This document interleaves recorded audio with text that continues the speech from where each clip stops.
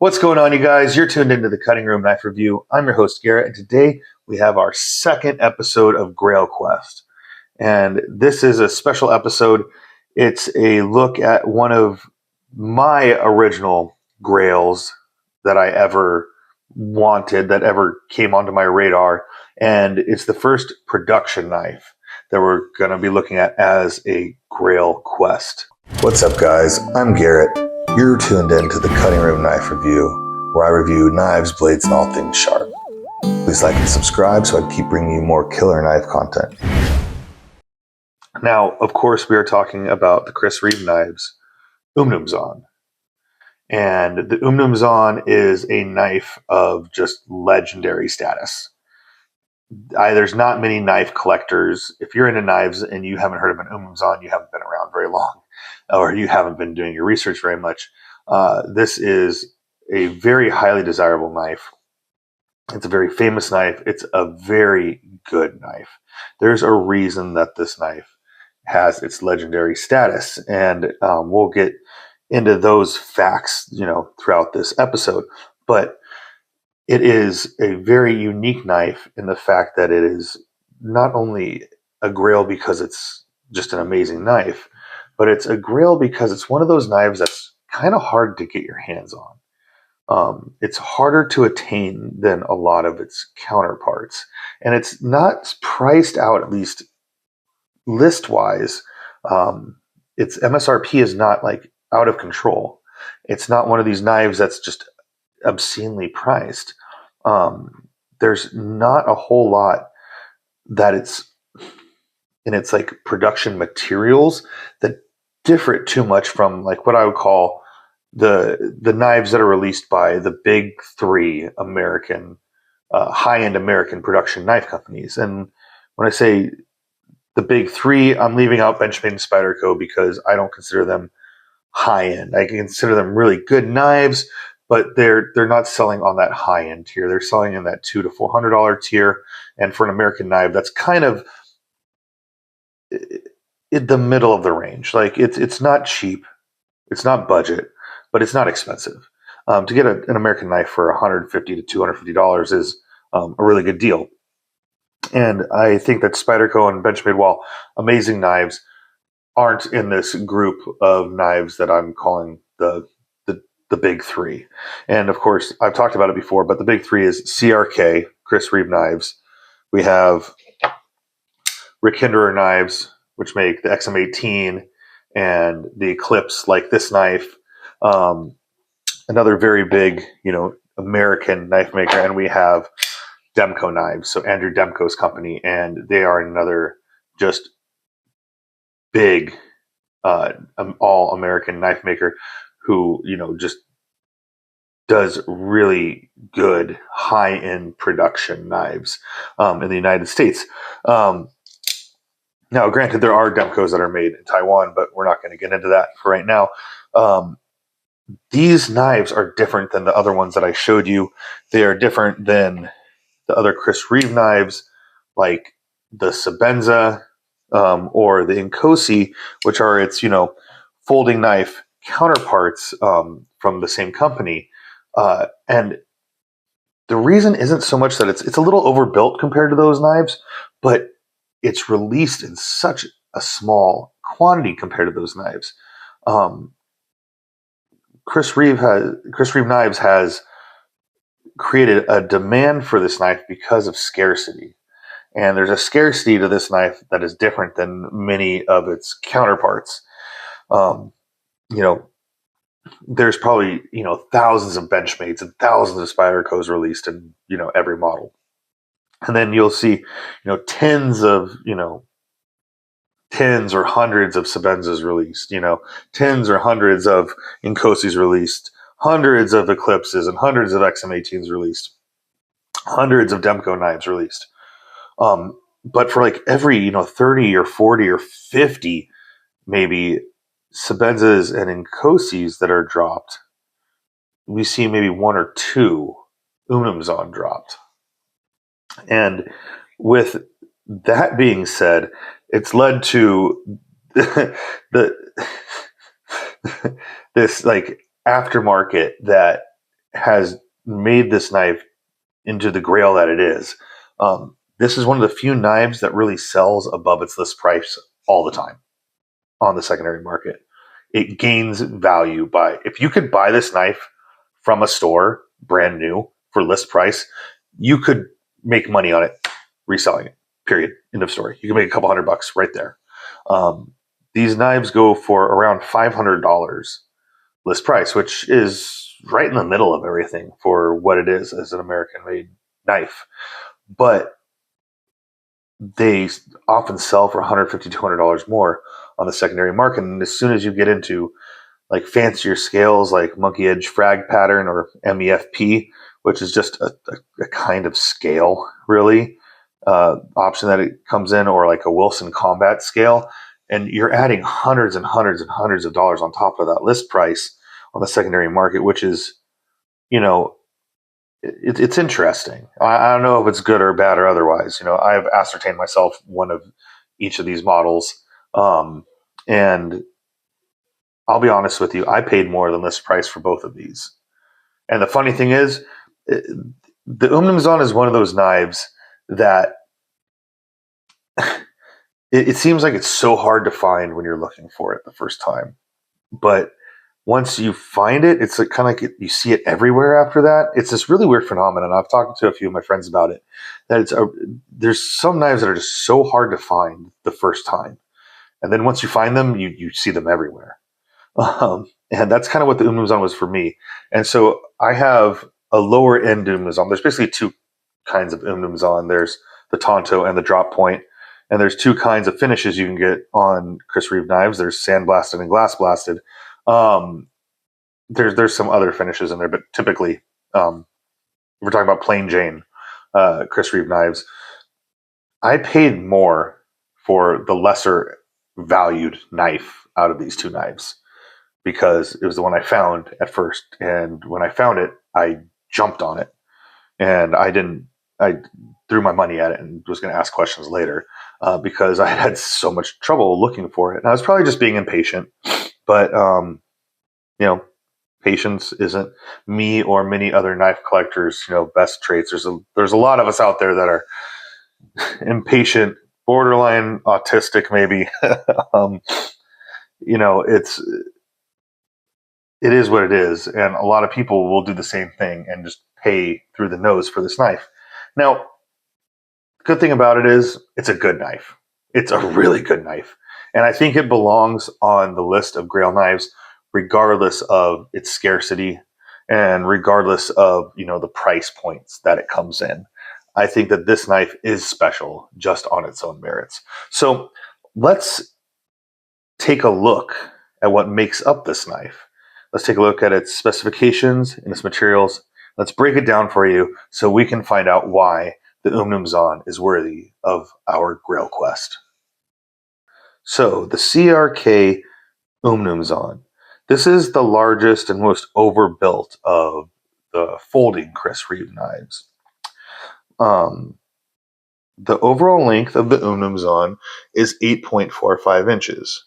Now we have a blade length of 3.68 inches with a cutting edge of an even 3.5 inches. The blade thickness is 0.14 inches, which is reasonable for a heavy-duty knife like this. The blade is hollow ground, and today's newly made Chris Reeve knives come in Magna Cut, and this knife is in Magna Cut. Now, my Tonto blade Umnumzaan is an S45 VN, and I think it's just as good of a steel, really. I haven't been able to really tell any difference between Magna Cut and S45 VN.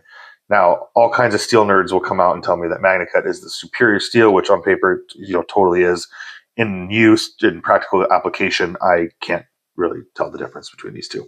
No big deal. If you're going to be looking for Umnumzaans, they've been around for years, and you might find one that's even an S35 VN. They are still out there.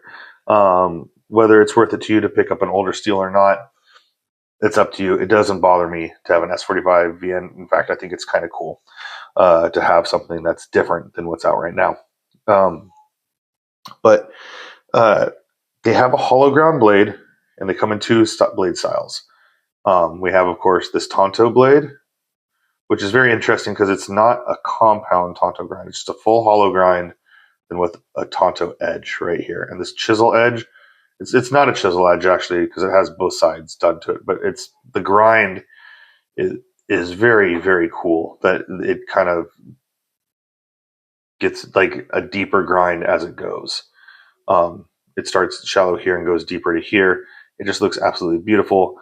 Absolutely amazing swedge up the spine.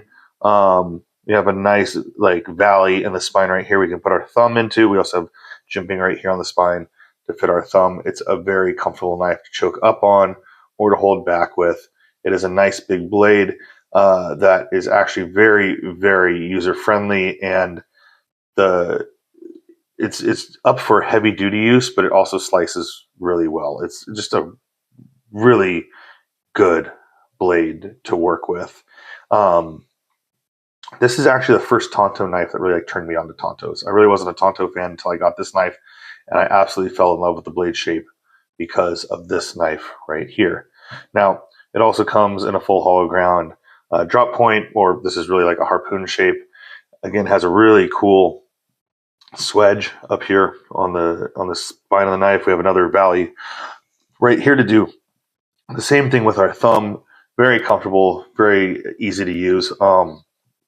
Lately, I've been using the drop point more than the Tonto, but they're both just really good knives. It's hard to pick which I would actually take as a favorite. Now, like I said, we have a Magna Cut blade on this knife. We have S45VN blade on this knife. They both have this light stonewash finish to them. Absolutely gorgeous. Nice polish to it. Very nice hollow grind. Just top of the line stuff. The stuff, what you come to expect from Chris Reeve. It's nothing short of amazing. For deployment, of course, we have thumb studs. These knives definitely need to be worked in because they are on washers. They run on brass washers. And they do break in pretty easily, though. They smooth out real quick, and they'll have basically a hydraulic drop to them. My drop point seems to favor the drop a little bit more than my Tonto does, and it might just be how I have it set up. But we feel the typical Chris Reeve hydraulic action, but I am able to snap out the blade with a thumb flick, and they fully snap out. I don't have to roll them out at all. Now, one thing I will say, just a little quick tip and trick, if you ever do wind up with an Umnumzaan, you need to press the thumb stud up, okay? Don't try and press the thumb stud out. The blade goes nowhere, and you will just have a futile time. You need to press up, and it will flip right out. The reason I tell you this is because I sat and struggled with it when I bought this knife for a good day or two. Could not figure out what was wrong with me. Looked it up on the internet. Somebody else told me what I just told you, and now I enjoy these Umnumzaan and can flick them. So moving on to the bodies of these knives, we have titanium scales, and the titanium length of these scales, or the handle, is 4.77 inches. The width of them is 1 inch at the widest. And actually, the width of the blade is 1.16 at the widest. And I forgot to mention that with the blade earlier, so just want to make sure I didn't skip over that little stat. Now, they have frame locks like all these Chris Reeve folders do. The integral lock was designed originally by Chris Reeve. So it's what you just expect from all Chris Reeve knives is a frame lock. And this doesn't disappoint. It's incredibly strong, incredibly durable, works well. They're always tuned really well. Lock up just fine. There's never an issue with any blade play on my Chris Reeve knives. They are always I've never came across one that wasn't set up well. Maybe it's happened, but it hasn't happened to me. They come in two different finishes, the scales, I should say. And this is the stonewash finish, and it is a bit rougher than the other option, which is the glass blasted finish. Now, the glass blasted finish adds about $50 to the price of the knife. So we have, of course, a $500 knife in the sandblasted regular finish, and if you want the glass blasted finish, you add $50 to that. Takes your total up to $550. So these two knives are set up a little bit differently. Each one has a little bit of it that's not stock. So the not stock part of this knife is the titanium backspacer that I put into it. So I removed the lanyard pin and replaced it with this Jekyll to hide backspacer. I just thought it looked cool. It was something a little different for the knife. Almost all Chris Reeve knives come with, all the ones that I've gotten have came with a lanyard on them, which is cool. It has this pivot for the lanyard loop. I like it. I actually like the lanyards on these knives. It's easy to pull out of your pocket. It feels like Chris Reeve. He does it to all of his knives, so it just kind of feels right that they have this black lanyard with the noose style wrap on it. I dig it. I changed this one out basically out of curiosity. I like it too. It's rather pricey for this little piece, but if you think it looks cool, you want it on your knife, you want to tie your lanyard to this or something else to this, go for it. They're cool. Jekyll to Hyde is who makes them. Now, this knife has the stock clip on it. This is the clip that comes on the Chris Reeve Umnumzaan, and it's a good clip. It's a titanium clip. It's not too tight, not too loose. It works just fine. I don't think it looks bad. I don't think it looks amazing, but it's just like a stock clip that comes on it. I have a Mr. Nice Guy manufacturing or machine company. I forget whether it's manufacturing or machine company, but Mr. Nice Guy clip on this. It's a titanium clip. It too is glass blasted. I like the look of it a lot more. I like the flat top on it, and all the curve is on the bottom. It has really good retention to it, and I think just a sleeker look that is just more classy looking. So I upgraded this on this knife, and I upgraded that on that knife. So that's basically the breakdown of these knives, which, it doesn't seem on paper anything wild, but the way it's put together is just absolutely amazing.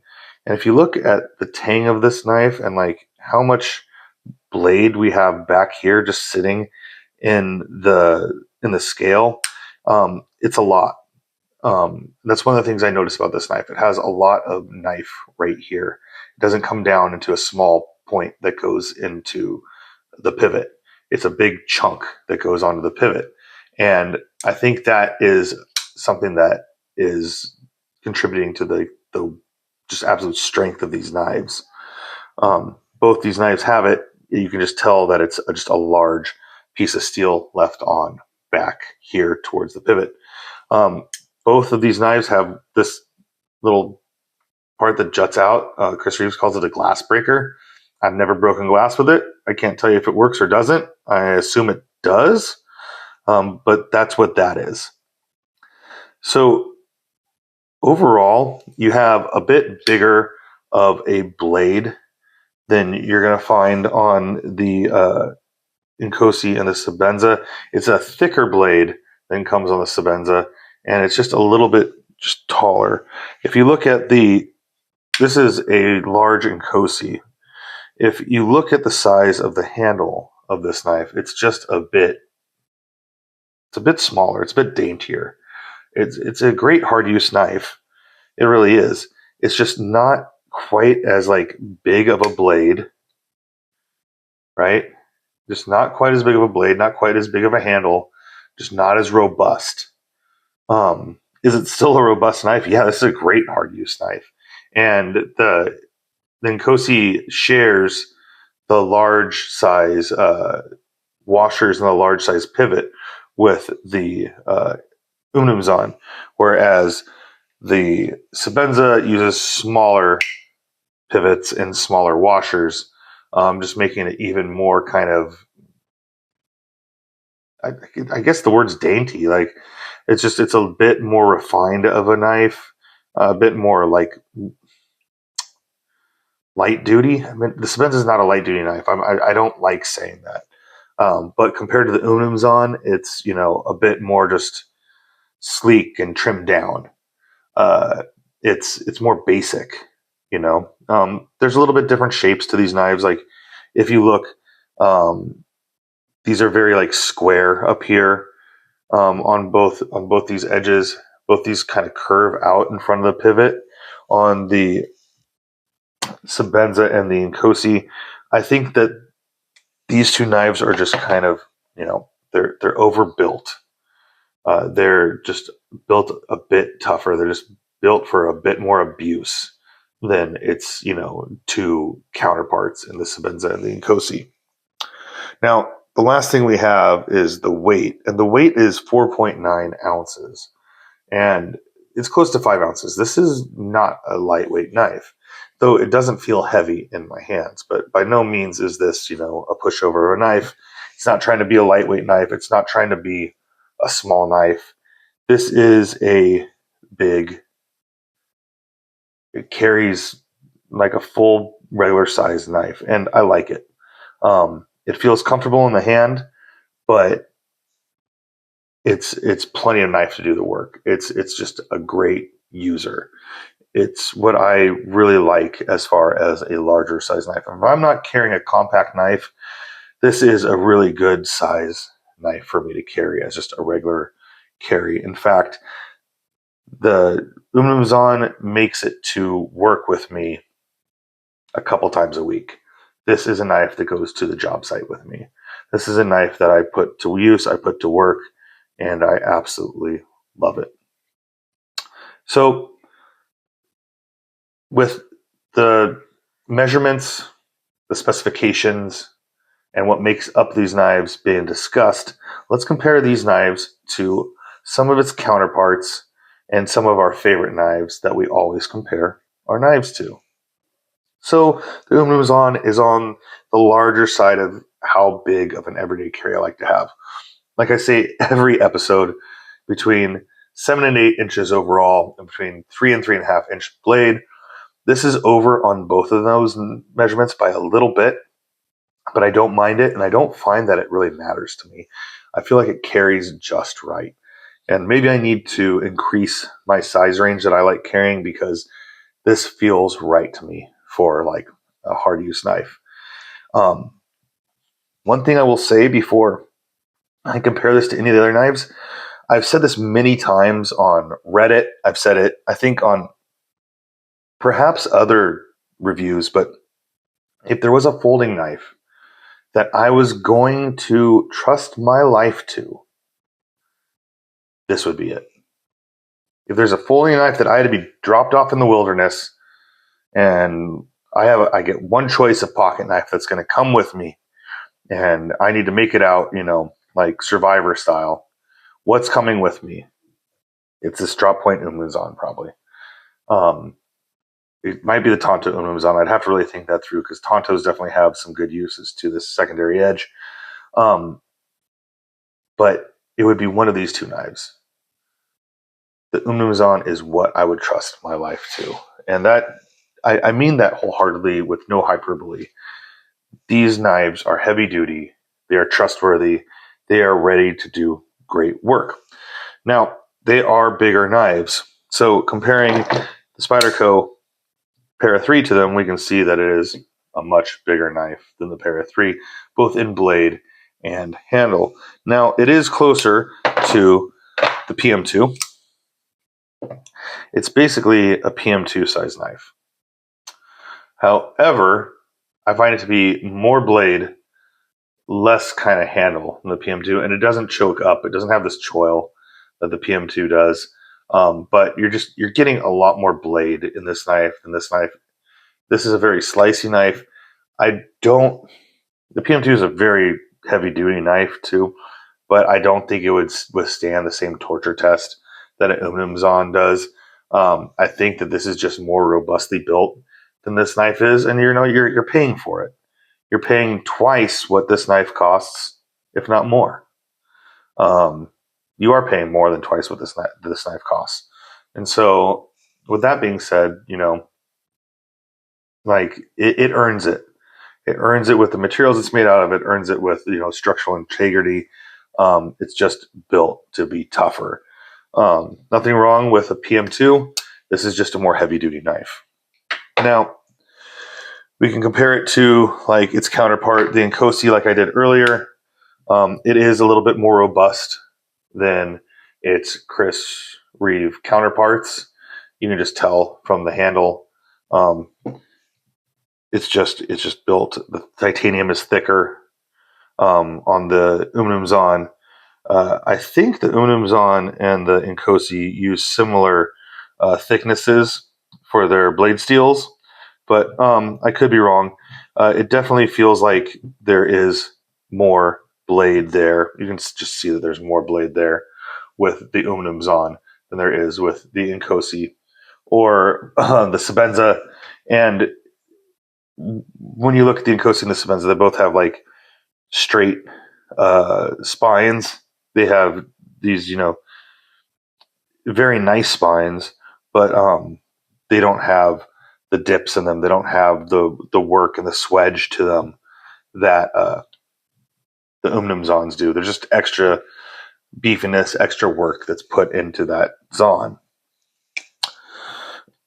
Now, what is a good counterpart to this knife? Well, a similar counterpart to it by Rick Hinderer would be the Eclipse, basically because they're both straight, straight holding knives. The handle goes kind of straight into the blade, whereas with the XM18 we kind of got this curve, not unlike, let's say, like a Spyderco, where we kind of got this curve to the handle and blade. So I think that the Eclipse compares to the Umnumzaan a lot better than the XM18 does. Not so much in robustness. I think the XM18 and the Eclipse are kind of the same as far as how robust they are as a knife. Just the kind of direction the knife design goes is more similar. So we have a very similar, blade length, 3.5 inches ish. We have a very similar handle length. This skinny slicer, Hinderer has a 0.14 inch blade thickness, so we're dealing with the same blade thickness with this, Hinderer. And I honestly think that these two knives are very comparable. The blade shape is fairly comparable. The handle shape is fairly comparable. The size is fairly comparable. Basically, the price point is actually pretty comparable too. The G10 version of this Eclipse is cheaper than this version of the Umnumzaan, but as soon as you get a stock titanium Hinderer, it actually costs more than the Umnumzaan does. But when you get down to the prices that you're going to pay on the secondary market for an Umnumzaan, because that's probably where you're going to buy it, it all evens out, and it all evens out in like the $600 to $650 range. Now, we have Demko knives, which also, compare to the Umnumzaan. And this is, of course, a 8020S. It's an American-made Demko. It's in G10 scales, but, once again, the G10 makes it a little cheaper than these knives. If you got a titanium version, it would actually be a little more expensive, but it really goes up to the same price point that you're going to find the Umnumzaan on the secondary market anyway. So it kind of all evens out. Now, this knife's a little bit different in that it has a flat grind on it compared to the hollow ground Umnumzaan. But, we're working with a very similar size, kind of similar, feel to the knife. This is a recurve. This isn't, but you're getting, it's its counterpart. Some people are going to like Demko, some people are going to like Hinderer, some people are going to like CRK. but they're all competitive with each other. I think they all lay on the same tier of, knife collecting, knife's abilities, knife's uses. For hard use, this Demko is a very hard use knife. I think it competes with the Umnumzaan very well, but the difference then is going to be you can find Demko 8020Ss much more regularly than you can find Umnumzaans on the new market. So the scarcity of these knives kind of make them a little bit more special. Now, we can get into knives like this 8020 compact whale shark. And now we're getting kind of into exclusivity again. This is a titanium scale model. Of course, it's a compact, so it's a little bit shorter, but we're working in like the same quality of knives. It's a real elite American production made knife. It's not a mid-tech knife. These are made on the production floor. These are made in mass, somewhat. These aren't necessarily touched by Chris Reeve or Andrew Demko. But, you're paying top dollar for a production knife. Basically, they're the highest end of US made production knife that is out there. And then two other knives that kind of compete, or really two other knives that kind of compete in this range that you're going to see are going to be McNeese, with their PM Mac 2, and then Dixon. I guess the Dixon would probably be a little bit closer in size to the Umnumzaan, maybe even a little bigger. But McNeese is definitely coming up. They don't have as many models, but it's another American manufacturer of really high-end pocket knives that do a very high-end production pocket knife. I wouldn't say that McNeese is quite on the same popularity level yet as Chris Reeves, but it's up there. And this is kind of how his main flagship knife compares. It's a smaller, shorter knife in the PM Mac 2 to the Umnumzaan. But if we look at the blade length, once again, we're working with the same thing. It is just the handle that makes it shorter. 3.5-inch knife. The difference between the 0.18 inch difference between the 3.68 and 3.5 is really negligible. And the 3.5-inch cutting edge versus basically a 3.5-inch cutting edge of this knife is what makes them similar. I think they're all good choices, but once again, exclusivity kind of makes this one special. And I kind of find that, the Umnumzaan, I trust it a little bit more than the bearing running McNeese. I just think it's going to be a little bit more durable than that knife. And then we have one last honorable mention for American production pocket knives, and that is the TRM Atom. And we have a 3.5-inch blade on this as well. It's a little bit more just refined of a knife, or just not refined, reserved. It's a little more reserved of a knife. It's definitely thinner, slicier, not as heavy duty. But this one is a hollow ground. It's a Mike Irie hollow ground blade, and it takes this knife up into the price range of the Umnumzaan. And we're seeing the TRM come out as this really good all-American high-end knife manufacturer. I really think that this model of the Atom kind of falls into the same tier as CRKs and Hinderers and Demkos. And I would just like to show you guys these knives side by side. I think it gives you a better idea of kind of where these knives fall in, at least size-wise, to each other and how they would carry compared to each other. And this is a smaller, thinner, like slicier, but also more refined and probably more delicate knife than the Umnumzaan is. This is basically like the overbuilt knife that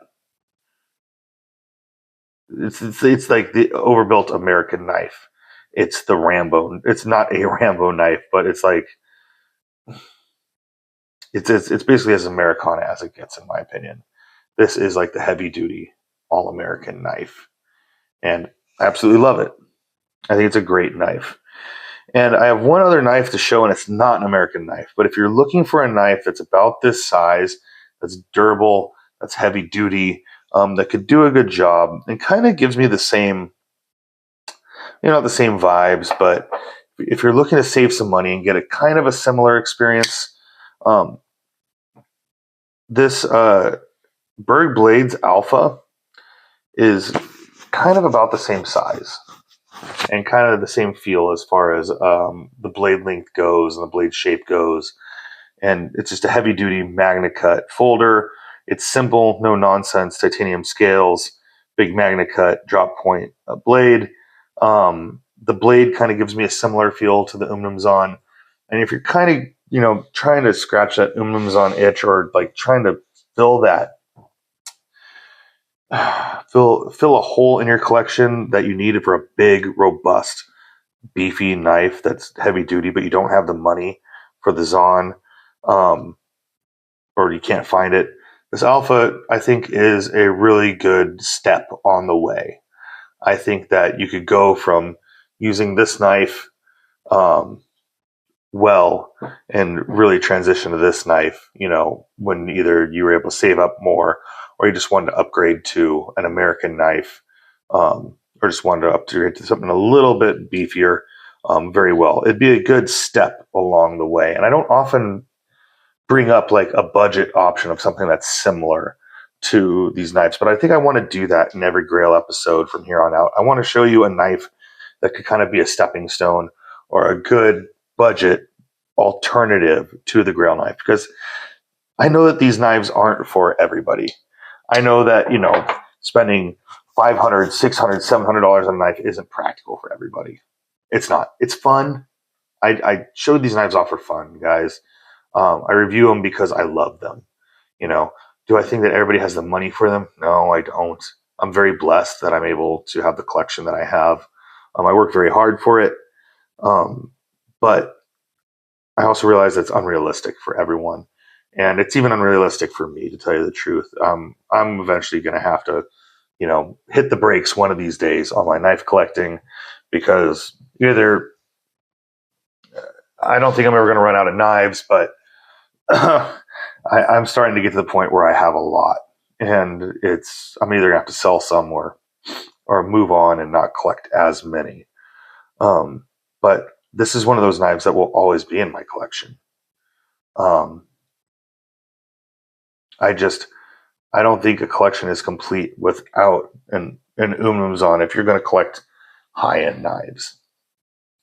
Now, maybe it's not for you. I've heard people say that there's hot spots on this knife from basically how the lock bar sits right here. I've heard people not like the Umnumzaan, and they're wrong. No, I'm just kidding. I'm just kidding. They hold a different opinion than I do, and that's okay. And I think it's great that everybody has different opinions, and there is some Umnumzaan hate out there. And is it warranted? If it's not for you, it's not for you, and that's all good. It is for me, and it's one of those knives that I love to use. It's an expensive knife that I've never been afraid to use. I think it just screams out, use me. It doesn't scream out, baby me. Take for instance, like my Rosies or my Cortex XL.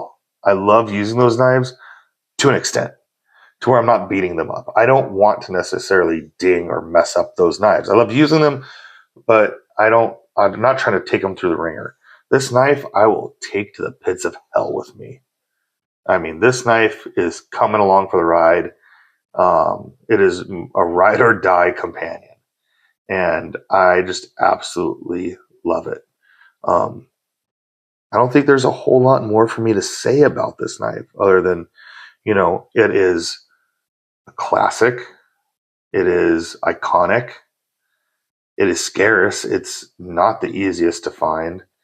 And if you do find it, one last thing I will say is that this knife retails at $500. This knife retails at $550. You're probably not going to find them on the secondary market at those prices. Most people can make money off these knives, and they will.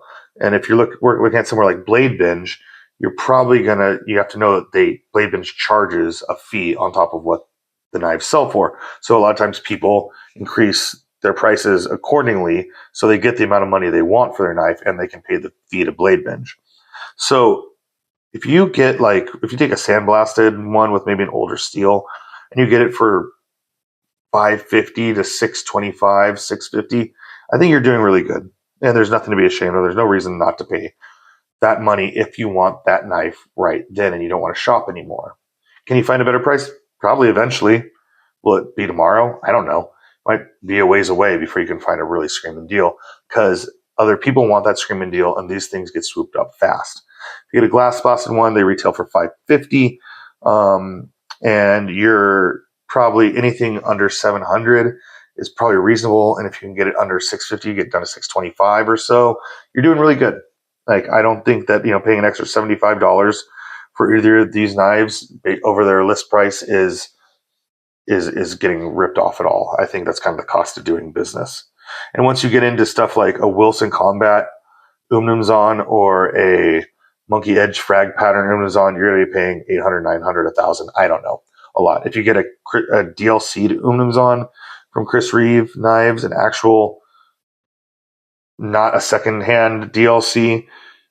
If you get, Chris Reeve actually does the DLC. I think they only make like 8 a year.